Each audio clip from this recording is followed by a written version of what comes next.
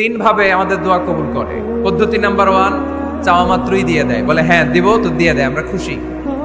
পদ্ধতি নাম্বার 2, আমরা যাই আল্লাহ এটা দাও, আল্লাহ তখনও বলে ইয়েস দেব, কারণ না বলে ফিরিয়ে দিতে আল্লাহ জানেন দেব, তবে সাথে সাথে দেন না, লেটার অন, দেরি করে। কখন দিলে আমার জন্য ভালো, এটা আমার চেয়েও ভালো জানে কে? দেরি করে দেয়। পদ্ধতি নাম্বার 3, আমি চাইলাম আল্লাহ এটা দাও, আল্লাহ বলে ইয়েস দেব, সাথে সাথে দেয় না, দেরি করেও দেয় না।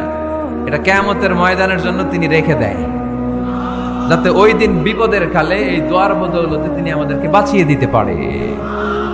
তাহলে যে এত এত দোয়া করি, লাভ আছে না নাই? হয় সাথে সাথেই কবুল, নয় কিছু সময় দেরি করে কবুল, তা না হলে আখেরাতের অ্যাকাউন্টে আমাদের জন্য ব্যালেন্সে রেখে দিয়েছে কে?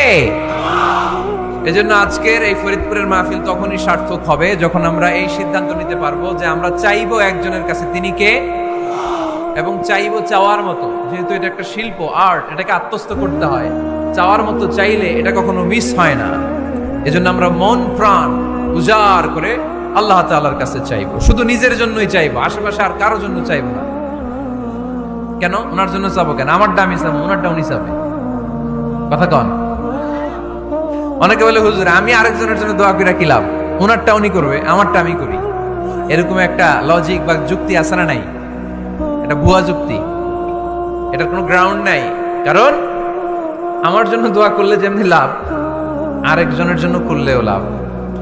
হাদিসে এসেছে কোন মুসলিম যদি ইয়াদউ লি আখিহিল মুসলিম বিযাহরিল গায়ব, তার কোনো ভাইয়ের জন্য যদি কেউ দোয়া করে, ওই দোয়াটা আগে আল্লাহ তার জন্য কবুল করে নেয়।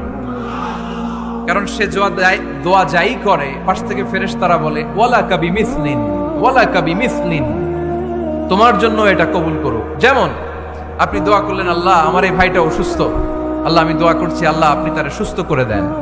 ফেরেশতারা বলে আল্লাহ ওয়ালাকা বিমিসলিন, যিনি দোয়া করছে তার যদি কোনো রোগ বালাই থাকে আগে তারে সুস্থ করে দেন। আমি দোয়া করলাম আল্লাহ আমার এই ভাইটা হজে যেতে পারে না, আল্লাহ তুমি তারে হজে যাওয়ার তৌফিক দান করো। ফেরেশতারা বলে ওয়ালাকা বিমিসলিন, মানে আল্লাহ যিনি দোয়া করতেছে আগে তার হজের ফ্লাইটটা কবুল করো। লাভ আছে না নাই? এজন্য নিজের জন্য দোয়া করলেও লাভ, পরের জন্য দোয়া করলেও লাভ। কোন সময়ে কি দোয়া করবেন কোরআনে আছে না নাই? আল্লাহর নবীরা এগুলো আমাদেরকে সব শিখিয়ে গিয়েছে। সাইয়েদনা আদম আলাইহিস সালাম ভুল করে গন্ধম খেয়ে ফেললেন, আল্লাহর কাছে কাঁদতে শুরু করলেন, শত শত বছর চোখের পানি ছেড়ে উনি কাঁদলেন।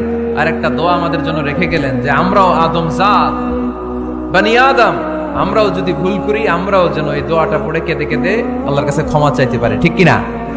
সাইয়েদনা আদম আলাইহিস সালাম ভুল করে ফেললেন, আল্লাহর কাছে চোখের পানি ছাড়লেন, অনুতপ্ত হলেন আর দোয়া করলেন রব্বানা যালামনা আনফুসানা ওয়া ইল্লাম তাগফির লানা ওয়া তারহামনা লানাকুনান্না মিনাল খাসিরিন। আল্লাহ ভুল করেছি, অপরাধ